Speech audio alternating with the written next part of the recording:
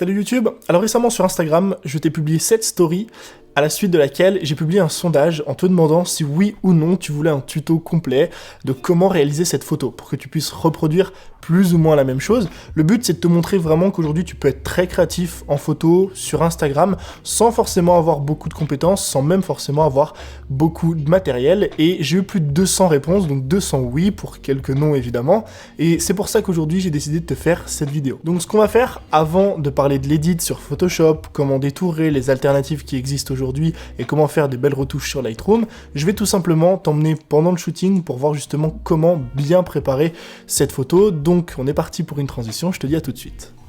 Donc on se retrouve pour l'installation du setup.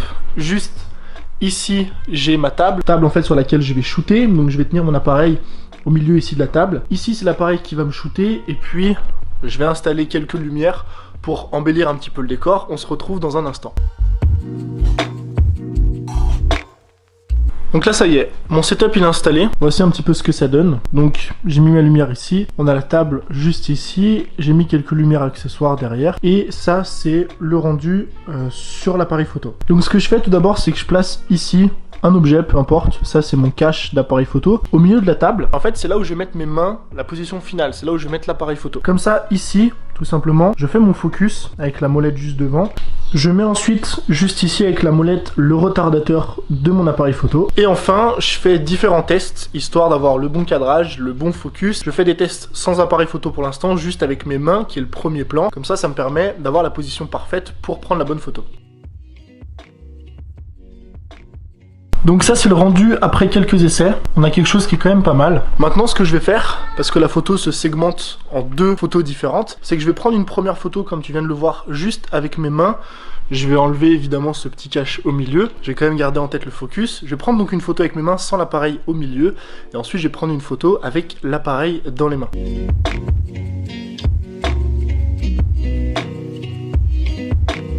Alors la première chose à faire une fois que tu as fait ton shooting, c'est de sélectionner tes deux photos. Donc une photo où tu as juste les mains et ensuite une photo où tu tiens l'appareil. C'est ce que je viens de faire, et ensuite je vais moi personnellement faire le détourage et les retouches en fait de l'appareil sur Photoshop. Si jamais t'as pas Photoshop aujourd'hui parce que c'est un outil qui est payant, qui est un petit peu professionnel, il existe tout un tas d'outils, par exemple comme Procreate, qui est une application pour iPad, je crois qu'elle existe peut-être sur iPhone, mais qui te permet de détourer de la même façon qu'on va le faire sur Photoshop. Donc ce qu'on va faire, c'est qu'on va tout simplement ouvrir l'une des deux photos que je viens d'importer, notamment celle où il y a l'appareil photo, parce que c'est sur cet objet-là qu'on va d'abord se concentrer. Donc je vais zoomer déjà pour voir si les détails sont bons, si l'appareil photo est net, donc tu vois que oui. Et ce qu'on va faire en fait, c'est tout simplement qu'on va détourer l'appareil photo, donc on va détourer le Sony. Pour ça, il existe plusieurs outils.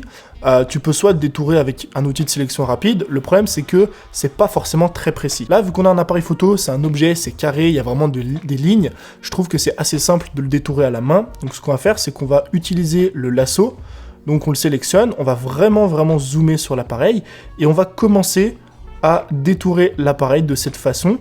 Je t'invite vraiment à coller le plus possible l'appareil. Là tu vois que moi sur la photo j'ai un appareil photo noir et un pull noir derrière, c'est fait exprès. Comme ça il y a moins de différence en fait, si jamais tu loupes ton détourage, il y aura moins de différence, le fait qu'il y ait deux fonds qui se superposent plutôt que si j'avais mis un t-shirt blanc. Donc à toi de voir le décor que tu as envie d'avoir derrière. Donc je vais détourer l'appareil et on se retrouve juste après.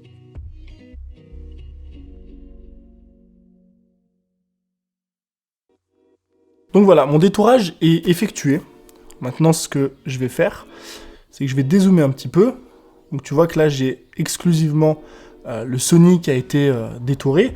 Je vais cliquer sur CTRL, clic gauche, et ici, je vais faire sélectionner et masquer. En fait, avant de sélectionner et masquer, ce que tu peux faire ici, c'est changer le contour progressif. Tu vois qu'en fait, le contour progressif, c'est justement la netteté du trait que tu viens de faire. Ce que je conseille de faire, moi par exemple, c'est mon habitude, c'est de mettre 0,5 pixels.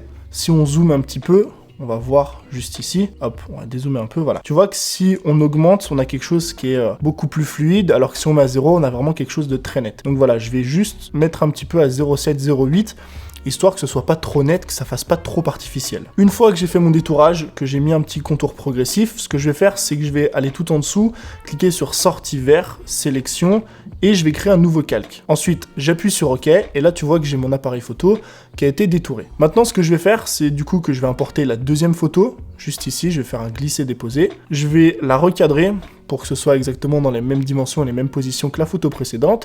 J'appuie sur Entrée et juste ici, je vais faire passer le calque de l'appareil photo juste au-dessus. Donc voilà à quoi ressemble ma photo finale. Si tu as envie de le faire, tu peux faire quelques retouches si jamais tu vois qu'il y a quelques corrections à apporter. Moi, dans l'ensemble, je trouve que ça va pour publier sur Instagram. Je suis pas du tout un professionnel de Photoshop. J'ai juste eu à détourer en fait cette photo. Tu peux évidemment prendre du coup ton Sony et le recadrer si tu as envie de le recadrer. Là, tu vois qu'il est un peu trop haut. Je vais le descendre un petit peu, histoire qu'ils soient un peu plus au milieu, ce qui me donne quelque chose d'un peu plus centré, d'un peu plus naturel, on va dire.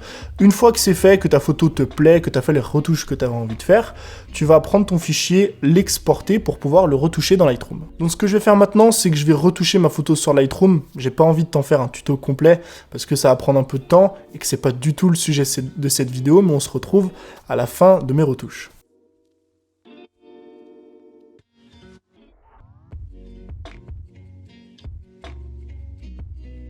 Donc voilà, j'ai fait quelques petites retouches sur Lightroom.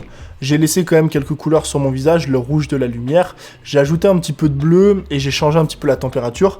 Donc ça, c'est la photo avant. Tu vois qu'il y a quand même une sacrée différence. Et c'est mon envie personnelle, en fait, on va dire, de changer vraiment la couleur de cette photo de base et d'avoir quelque chose d'un petit peu plus bleuté. Donc voilà la photo avant retouche.